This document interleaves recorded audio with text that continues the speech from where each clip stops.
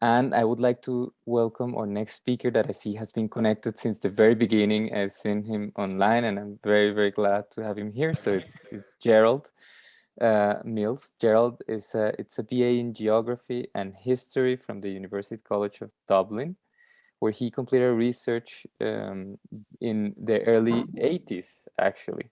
So after working as a research assistant on census atlases in Ireland, Gerald moved to the US to pursue a PhD in Ohio, focusing on climatology and cartography.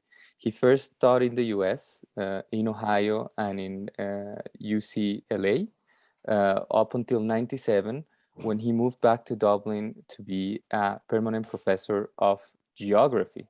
So I hope this was a good introduction, Gerald, and please let me know if I'm missing something. But if that is all that I can say, please go ahead and with your presentation. Excuse me. Thank you very much, Juan. My name is Gerald Mills. I'm based in University College Dublin in Ireland, and most of my work is associated with the climates of cities. Now, I hope I've taken my brief correctly, because I'm going to shift the scale from the micro to the urban scale. I'm very much going to draw upon my geography training. I was under the impression, maybe incorrectly, that in fact what I should do is I should discuss rather than necessarily have a presentation. It's extremely formal, and that's what I'm going to do. So I'm going to show you materials that I think are grounded in the sense that I can actually talk about them with some authority, because I'm going to talk mostly about my home city. I'm just going to show you a slide of that city. It's not uncommon as a city. It's got many features that are ubiquitous. So I don't think that when I talk about Dublin, I'm also talking, I think, about a great number of the cities that you'll find in Western Europe, North America, which share very, very similar patterns.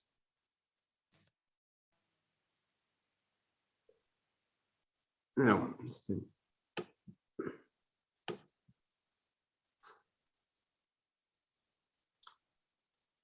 Now, what you should see is a map of the city. I'm hoping everybody can see that.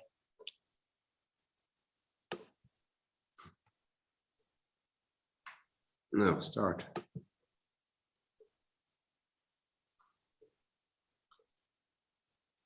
Can I just confirm everybody can see what is a map of a city next to the ocean, which says Dublin's rivers on it?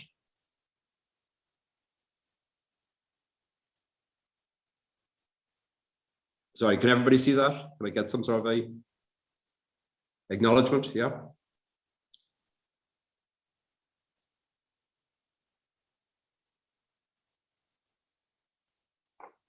Sorry, couldn't I get some sort of acknowledgement that people can hear me? We can hear you. We can hear you. Okay, sorry. Thank you. Okay. Okay, I'm going to make 5 points, and I'm going to place them in a context. And the context is COVID. I think the opportunity it presents for reforming cities. I'm not going to look at the details of the microscale interventions that you might use for vegetation to control building energy or outdoor space use. I'm going to look at the urban scale. And I'm not going to talk so much about design, because at this scale, I'm going to describe it as planning. My view of the city is going to be two-dimensional at this scale, which I think is reasonable, because for most cities, the third dimension, the elevation, is actually quite small. What most planners deal with is the organization of land use and land covers. It's a city next to the ocean. That's pretty common for most cities around the world, is at low elevation. And when I do work with the World Meteorological Organization, the issue that comes up repeatedly for cities, in fact, is not, generally speaking, heat. Even with regard to climate change, it's almost always associated with flooding, which they regard as potentially catastrophic and has all sorts of domino effects on other parts of how the system functions. Now, the value of looking at an image like this is simply so that I can show you a couple of things. First of all, a city has a boundary. This is very important, because that means any decisions get made can only be made within those boundaries. The city itself rarely corresponds with the boundary, which means that when I talk about green infrastructure, it's almost entirely defined by the limits of the space under the control of that particular governance structure. The context of this work is going to be COVID, and it happened that I was actually doing a project which was on urban greening in a particular part of the city, a working class community in Dublin, during the time of COVID. And in Ireland, for a particular period of time, we were asked to stay at home and then to exercise within 1 kilometre of your home base, which is very instructive because I think for the first time, people discovered just how little green space there was within their own neighbourhoods. And what has happened as a consequence, I think, is there's been a complete shift in the way city planning is occurring, which there's now an awful lot more bottom-up push to get areas of the city made greener. So this is a complete change. Now, in order for that to happen, of course, part of the job, as far as I was concerned as an academic, was to provide the citizens with the same information that the planners would have if they were to make an argument about redesigning parts of the city. So what sort of issues came up? Well, first of all, the residents who wanted to make actions about changing their part of the city wanted evidence. Now, it's a strange thing. We know practically nothing about most cities. We know very little about their types of cover and about the details of how they're constructed. So they wanted scientific evidence to back up their arguments. They wanted me to show that that part of the city that they occupied was less green than other parts of the city. So that was very important for them. What other issues were they concerned with? Well, they were concerned with the fact, because they live in the city centre, that effectively they are the point through which all the transport flows into the city centre. So in other words, they took on the burden of the rest of the city through the road network. So they argue that, in fact, not only should the evidence provide them with opportunities for greening, but it also should provide them with evidence to actually remove traffic. So what were the concerns they had? Well, invariably, when you're talking in cities about greening strategies, it also comes up with issues about how space is occupied and used. So in this particular part of the city, it is being redeveloped. New buildings are going up. But of course, there's a constant fight as to who gets to occupy those buildings. So in this instance here, they would argue, as a counteract to the urban greening, is that their fear is that the urban greening becomes what they refer to as a form of gentrification. It becomes an opportunity for the landscape to change, for it to become more popular, but for them simply to be priced out of the market. So that's the context. That's the context which I'm going to present you with some information on greening this part of the city and greening the city as a whole. And I start out with this image here because I picked out the rivers, because if you were to try and manage vegetation in a city, you would manage it based upon some sort of physical system. And if I want a physical system that both captured the hydrology, the atmosphere, the biodiversity of the city, it would be its river systems. Now, it turns out some of these river systems no longer exist above ground. They're functionally buried and practically play no above ground function in the city itself. So let me start. First of all, I describe a city essentially as driving the climate through decisions that are made about its form and its function. And sometimes these are completely correlated. So for example, you should be able to see over on this part of the city where the port is, the landscape is primarily hard. Another part of the city, which you'll see out over toward the west side, you'll see these large footprint buildings, these are the warehouse areas, which generally tend to be unvegetated. They tend to be very impermeable, but they also tend to be unoccupied. You'll also see a large park here, which is located in this section of the city. This is a historical remnant that's left over, and it's inside the city boundaries. So it is interesting because when the city presents its credentials as a biodiverse green city, that large piece of land basically does most of the burden. The other piece of land that does the burden is this sand spit that's located on the eastern side of the city. So here's my port through which all the goods were exchanged in the past. Here are all the warehouse areas, which you can clearly see here, which are located close to a bounding road. This is how the planning system functions. So controlling the land use and land functions. And in between those two, you have the city centre, which is right here. This is the historic core of the city. So there's buildings in here. I would say about 60% of those buildings were constructed before 1980. But that's relevant because before 1980, there were no regulations on building energy. So that's 60% of the buildings inside that part of the city of that type. Now, there's lots of things I think about these maps that are fascinating. One is what I often refer to as the physical memory of a city. Cities do not seem to change with the population. Parks don't change how they're constructed. They don't suddenly become a park for older people. They retain the park as it was constructed. The green spaces don't change in relation to children or adults. They basically have stuck in place. And parts of the city that are impermeable, that are often referred to as brownfield sites that are no longer being used, when they get redeveloped exactly as they were. So for example, like many cities in the world, this part of the city is being heavily reconfigured to be a residential area. But if you went to that part of the world, you'd find that it looked exactly like it did 100 years ago. In fact, all that's happened is that they've swapped the function, but they haven't changed the form. So let me give you a map of what a planner might have of the city, which has these very, very simple classifications into where the road network is. Notice some basic geography here, which is the road network becomes a lot more clustered once I get to the city center. When I get outside the city center, you can see large patches that are described as green cover. What you don't see in this map is you don't see any trees at all, which I think is interesting because this is common throughout most cities that I examine, is there's absolutely no census or inventory of the trees within the city.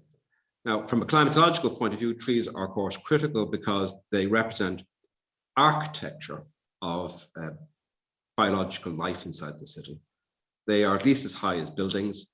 And in a city like this, trees themselves offer all sorts of opportunities, not so much with regard to shade, because this is relatively cool climate, but with regard to shelter. So for example, commonly you would see trees being used as shelter to protect the house, to limit heat loss. The other major reason for having trees, of course, is that they offer an opportunity to actually capture pollutants and to basically stop rainfall or intercept rainfall before it hits the ground. In other words, they can be seen as multifunctional devices within the city. The other thing about trees that makes them absolutely fundamental as a tool is that they can be planted within the paved landscape. This means that they don't have to be put inside parks. And this brings up an issue that will come up repeatedly in this conversation, which is about private space and about public space, about what can be controlled by the city, and what is effectively the responsibility of the homeowner. So let me start off in general and just say, urban climates, the climates we get in the city are the consequences of form and function. By form, I mean the physical layout of the landscape, the fact that most of it is impermeable and built upon. So that's the form aspect. It is the materiality, it is the geometry, it is the land cover. And then there's the other aspects of the climate that are associated with functions. That's about the occupation of that space, the constant need for people to be transported in and out of the city, for food, for water, everything. Effectively, what we'd often describe as the metabolism of the city. As you look around the city, you'll see places of the city that actually correspond, the form and function are clearly linked. Other places you'll see they're decoupled. So the city inevitably is going to create its own distinctive climate effect. And in fact, in the past, we often tried to design cities to try and make sure that climatic impact was to the benefit of the citizens. So what do vegetation represent? It represents fundamentally an opportunity to de-urbanize strategically parts of the landscape, or at least to offset some of the implications of urbanization. So if I was to pick out one thing that defines the city, it is the impermeable surface cover. It is the thing that drives much of the other things. So for example, it's primarily responsible for the hydrology issues, and it substantially contributes to the formation of things like the urban heat island. So it's and to loss of biodiversity. So vegetation is constantly seen as an effort to try and mitigate urban effects, or alternatively, to adapt to the urban effects. In other words, to effectively provide refuges within the city. In other words, if I do not like the polluted street, I can enter into a park and seek refuge. I can actually physically change the environment and change my experience. Versus mitigate, which I would see as trying to attempt to try and offset or take account of the fact that I'm trying to fix problems associated with urbanization. So the most common one that people talk about is that if I plant trees, they'll store carbon and they'll offset the carbon dioxide being emitted into the atmosphere. So from my view, at this scale here, we're talking about the plan, and that's about land cover and about the functioning of the urban system.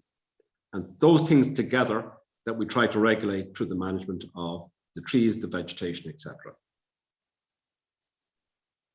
Vegetation and designing where to place it, I think critically it comes down to the purpose for which it's designed. So ask yourself what the vegetation can reasonably control. We talk about climate, but in fact, it's impossible to talk about climate without talking about the biosphere, without talking about the hydrosphere, and of course the atmosphere itself. And in trying to achieve different purposes at this scale, it's critical then we actually make a decision about where trees are placed, the extent of the trees, the extent of the vegetation, the geography of it, its shape, for example. So what's the advantage of a single large park that you see over here on this side of the city versus a very, very small park, which you see, say, for example, in the city center? Clearly, they serve different functions. And again, I'd like you to bring back this idea that take into account proximity, boundaries, because it is only within that boundary there that the city of Dublin, for example, can control its vegetation. And then the fact that they're trying to meet a whole series of different governance outcomes. So for example, the city itself will be trying to control the transportation pattern. They'll also have commitments with regard to climate change. They'll also have commitment with regard to air quality. They also have commitments with regard to biodiversity.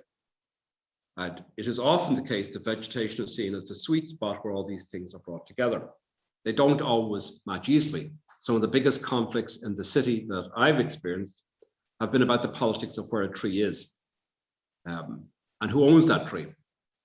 Because if, say, for example, the system decides to become more efficient by making itself, for example, more easily accessible to public transport, that often ends up road widening, particularly in the city centre where you can see the road systems quite congested. That ends up with the removal of trees.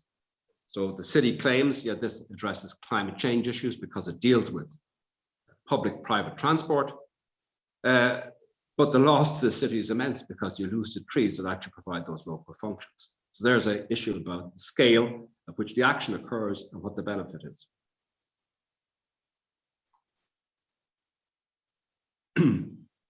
It's a strange thing, as I say, that cities do not maintain a fundamental register of the most important biological tools that they have at their disposal, which are the trees themselves. This is work that I did with colleagues here, where we mapped out all the trees in Dublin. There are 300,000 trees here. Now, in this case here, we decided to identify all the individual stands of the tree itself and estimate its height using a digital elevation model. What you see here clearly is what a city is like. You can see that the city centre itself is largely barren, very close to being a stone. There are parts of the city that have never really been vegetated. That includes areas like ports. There we are, ports here.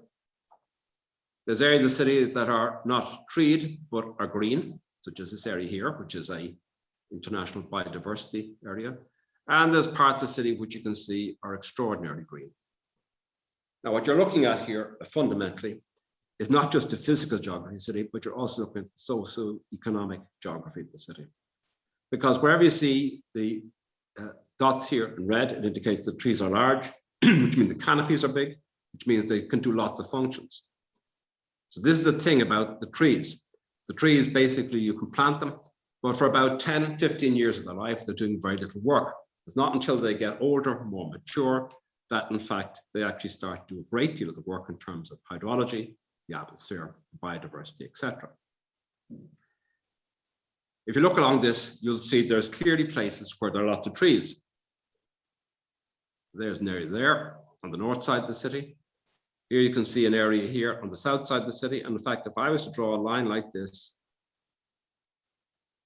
and a line like this, I would effectively separate out wealthy Dublin from relatively poor Dublin.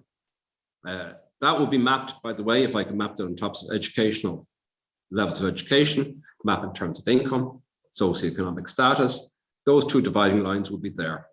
You can see clearly there are areas where, for historical reasons, they ended up with entire mature stand trees forming nice roads, like boulevards.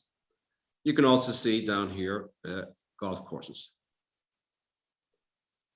So 300,000 trees. About 20% of those are on city streets. About 20% of those, a little bit more, 24%, are in parks, public parks. So that means the total amount of tree stuff that's controllable, so to speak, in the public realm makes up less than 50% of all the trees in Dublin. Now, that would be true for many, many cities also. So where's all the other trees? Well, a lot of them are in institutional spaces, and an awful lot of those trees are in private gardens. So now you can see the reasons for that difference between socioeconomics. Because if you can buy your house for more money, then that means you're going to get a bit of space. In fact, in this part of the world, you buy your house and these are often old landlords' estates that were then repartitioned out to make grand houses. So people effectively bought their landscape. They bought their own climate. If you live in the city centre or over toward the edges, then you don't get your private space. In fact, increasingly, if you look at our city centres, the city centre has been modified to have far more apartment living. Now, here's the thing, when you get an apartment, you effectively forego access to your private space. The city hasn't actually, I don't think, learned from this to start providing some sort of quality outdoor green space for people who don't have that private space. So what are the decisions that people make with regard to trees? Well, the first thing is you have to know the location. The location is critical. Do I place it on road networks? Do I put it on the river networks? Do I do it on road networks to offset the traffic? Do I put them in parks to provide a variety of microclimates? So at this type of scale, locating the trees is absolutely essential. Species is critical. It turns out that species have all sorts of different growth rates, and they produce different types of canopies. So that means that decisions about trees are critical about the species. So for example, if you look in most cities, the species have changed over time. Along those grand boulevards I pointed out to you there, the tree that most often used is something like a London plane or a chestnut or an oak. Modern day arboriculturists don't like these trees in cities because they become immense. And often the engineers do not want them because the root system basically interferes with the underground infrastructure. So you start to see these types of trees being replaced by lime trees, which tend to be fast growing and reach a certain size and do a bit of work up to about the age of 30. In fact, many people would argue that we should stop seeing the city, its trees as individual units, but we should start to see it as a forest, and it should be managed as a forest, making decisions about where to cut, where to plant, and you do this over the long time frame. So I'm sure a lot of you heard about the million tree experiment, where cities suddenly plant 1 million trees. Well, a lot of the arboriculturists will tell you that this is a bad idea, simply because you'll have 1 million trees growing at the same time, and lo and behold, all those 1 million trees will all die at the same time. You need to know about the maturity of the trees. That's what's hiding inside that data there. Where the trees are larger, they tend to be more mature and they do more work. So you can see the most mature trees in the city are located in parks. So in other words, they're not actually providing local functions for the population. They're in fact providing breathing space if I choose to leave my home and go to that space. In fact, let me put it like this. If I took all the timber and all the trees that you see there and I count up how much carbon is stored in all of those trees, is equal to 1 year of car emissions inside that same boundary. In other words, we're talking about the limits of trees. They cannot take on the entire burden. The only way to actually restructure this city is, yes, vegetate, but remove cars. There's no other way around it. At least reduce carbon emissions. Gerald? Yes? We're reaching the end. If you could yeah, up. Okay, I'm sorry. Yeah, excuse me. No, don't worry. I thought I was doing okay. Sorry, excuse me, my mistake. So let me make some final points. Actually, let me just demonstrate some of those ideas here.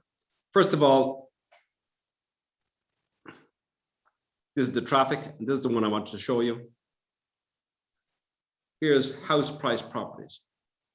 You see, the wealthier you are, the better the climate you get, the better the environment you get. And the dots here in red indicate the most expensive houses, all the way down the line to the least expensive houses. And it maps almost entirely onto that boundary that I identified in terms of trees. So what are the big points I want to make? First of all, there is a discussion to have with vegetation in cities about private and public space and about responsibility. I think there's enormous capacity in systems for utilizing private garden space, particularly for biodiversity. I don't see any reason why a farmer can't get funding to actually support biodiversity on a farm, and a community in Dublin couldn't get EU funding to support biodiversity in a city. I think one of the big issues we're going to face in the future is this idea about compactness and greenness. And I mean, I've been reading this stuff a lot about what is appropriate density. I've yet to see a decent piece of work which basically addresses this issue about achieving compactness and yet still providing decent outdoor green spaces for populations. I'll leave it there. Thank you. Gerald, this was very, very interesting. And I think one of the key messages that is important from this is that you cannot only see vegetation at a micro scale, but you also have to jump at an urban scale. And also I think it's very interesting to see how the urban scale goes way beyond what we think it's the natural limit. So I think this will be a very interesting subject to discuss later on, especially in our public debate and also in our roundtables sessions tomorrow. So in order to complement what you just presented, I want to introduce our researcher, that is Yehan Wu. So Yehan is a PhD candidate at Wageningen as well as Maricruz was. She's working with our colleagues in the UK that are Foster and partners. She has a master's degree in sustainability science from the University of Tokyo, research experience about public perceptions of green infrastructure from a sustainable perspective. And she has worked in international projects on urban livability and urban equitable mobility. So without further ado, I would like to have Yehan on the floor and let her show us what her research is all about so we can have some discussion afterwards with Gerald as well. Hello, everyone. There you Can go. you hear me now? Yes, we can hear you now. Welcome. Thank you so much for having me. Thank you so much. My name is Yehan, and so today is my presentation about vegetation at a larger scale. So this research topic is for greener and cooler cities, guidelines of green infrastructure design for heat-prone local climate zones. And my supervisors, including supervisors from Wageningen University, Sander, Agnes, and Bardias, and also supervisors from Foster and Partners, Irene, Laura, and Andy. So in Foster's, I'm involved in 2 groups, including a special modern group about simulation and urban design group about more, for example, urban morphology scale analysis. And okay, so here I will start my research progress. So we know that in current highly urbanized cities, planting trees can lead to the amelioration of the urban heat, but how to properly distribute the urban green infrastructure in a city to optimize the outdoor thermal comfort is still a question. Especially if you want to make the cooling interventions for neighborhoods, which is more complex, not very uniform. We first need to understand what are the heat-prone neighborhood typologies. And based on these hybrid or complex neighborhoods, we can do the green cooling interventions, which including in pocket park, for example, and also the street tree linear open space, they are all effective in the cooling effects. So here is my main research question is what are the design guidelines for green infrastructure to optimize the outdoor thermal comfort in the heat-prone areas, which the first sub-question is what are the typical heat-prone neighborhood typologies, which is my current stage, and I will focus on for today's presentation. And the other is what are the optimal green infrastructure types, size, and arrangement in each neighborhood typology. So to understand the first question, what are the typical heat-prone neighborhood typologies? I need to first identify what are the heat-prone areas. And then based on the areas to find what are the frequent value of morphology parameters that can be based for my typologies. And based on that, we would do the combinations of the morphology in a neighborhood scale to see, for example, what are the thermal comfort performance of different street canyon height width ratios in different oriented streets. But first, let's look into how we defined, how we identify the heat-prone areas. So starting from a certain climate type in my, which I will introduce later. And from the climate type, we focus on certain cities, and based on the cities, we find the most heat-prone local climate zones. And the climate type in this research is the temperate, no dry season, warm summer in the Western Europe. And considering the different possible amounts of the typologies and also the data availability, we choose London, Amsterdam, and Paris as the focused cities. So based on the cities, also the next is to find what are the heat-prone areas. So what we use here is the local climate zone classification, which consider about the morphology. And that is the focus about how I want to develop the neighborhood typologies. So for example, here you can see the local climate zone type 1. It includes different morphology properties, including, for example, the canyon height width ratio, the mean building height, etc. So here are the map of the 3 cities that I'm focusing on for different types of local climate zone type. And you can see here in the middle of the green areas, it is the type 2, which is the mid-rise compact local climate zone type, surrounded by the open mid-rise type, the orange part. And what I did next is using the Google Earth engine to mapping the land surface temperature of the 3 cities and relate it with the local climate zone type. And it is found that the local climate zone type 2, which is the compact mid-rise, is the most heat-prone build type across the 3 cities.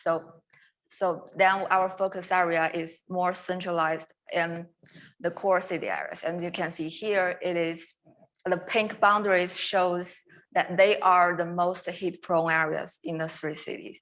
And especially we're focusing on residential blocks because according to previous studies, the urban heat island effects are most pronounced at night. So the residential areas will be more focused on.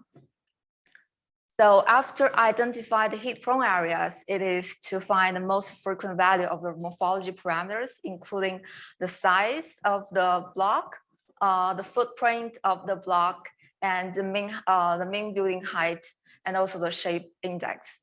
And including street canyon, it includes the height width ratio and also the orientation of the streets.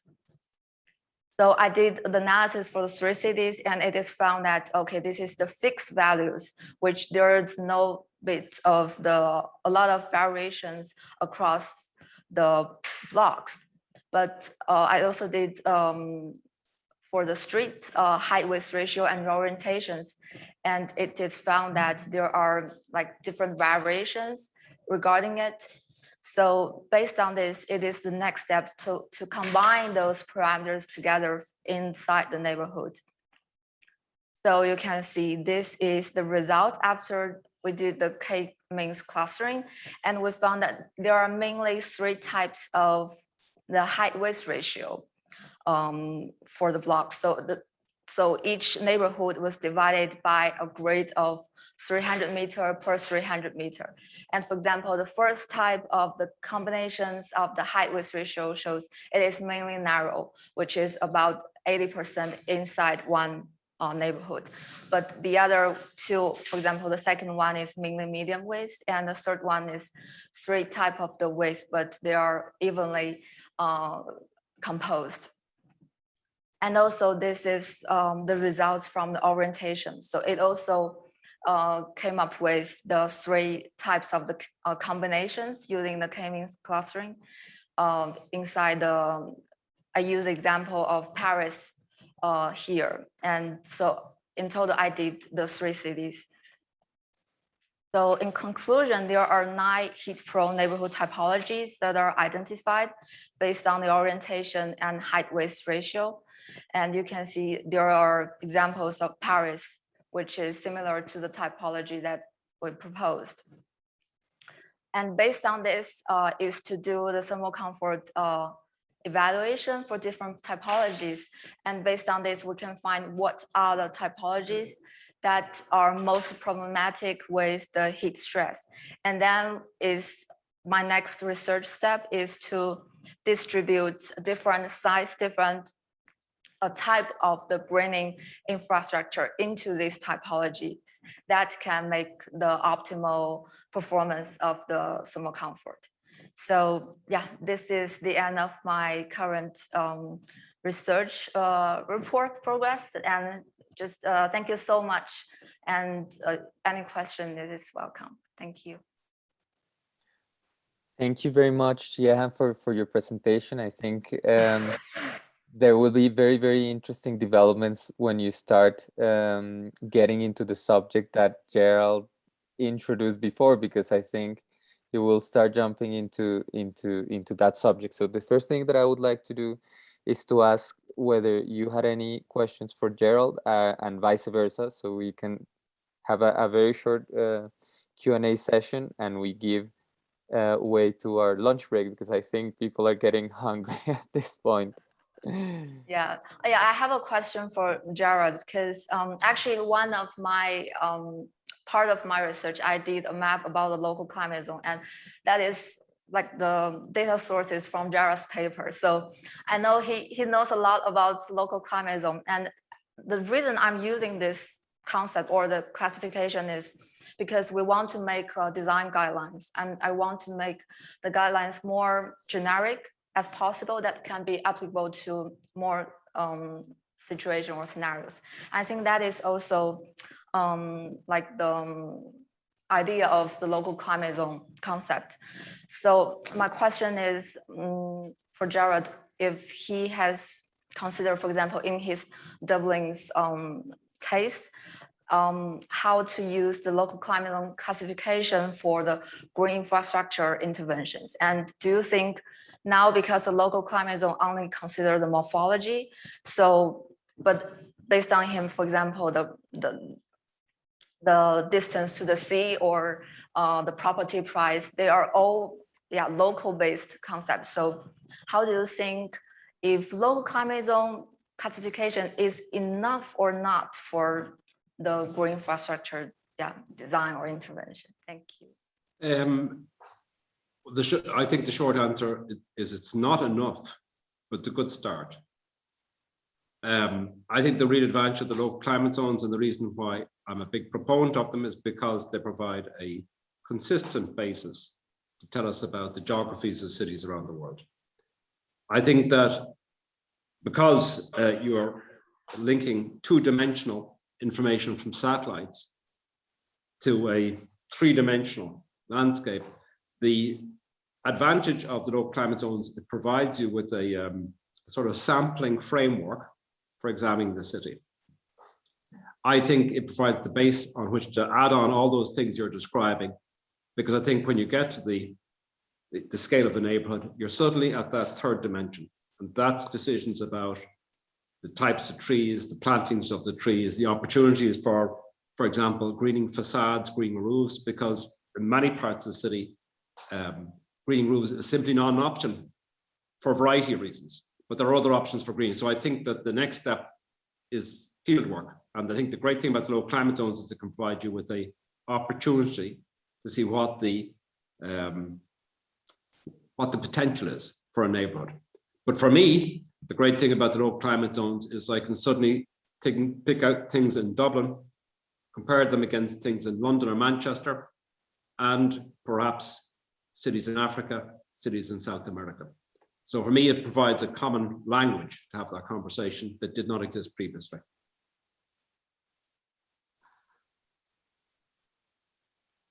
Very good. And I think that answer your question, Yehan. I think the only other question that was for Yehan actually, and I think you partially answered, and was what would be the expected results of your research, or the expected outcomes?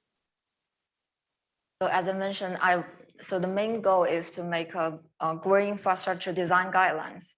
And now it is the first step that we identify the different typologies. So based on the different typologies, we add green infrastructure inside, including the distribution of the pocket park, the linear space, and what is the size and what is the amount that can have the optimal thermal comfort effect. So the final product, or the result would be for each scenario of the typology, we came up with like different scenarios of the green infrastructure and show the readers that what is, for example, how many degrees it can reduce, and what is the optimal thermal comfort effect it could be. Sounds very good and sounds very, very promising. So without further ado, I would like to close this first session of the morning. I think we had amazing presentations so far. We have so many things to discuss later on about this first subject that is vegetation. I would like to thank again Nicole, Maricruz, Gerald, and Yehan for the presentations. Of course, Carlo for the introduction. And I will let you go and grab a bite before we continue with this very, very intense afternoon of climate solution discussions. So thank you, and I will see you soon.